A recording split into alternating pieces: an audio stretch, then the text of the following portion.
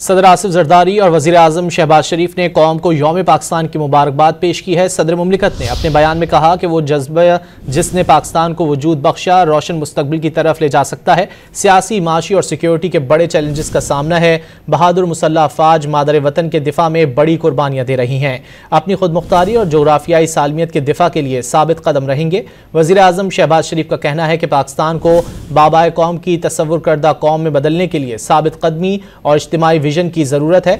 उभरती कौम से जौहरी ताकत तक का सफ़र इस्तिकामत और मजबूत अज़्म से तय हुआ।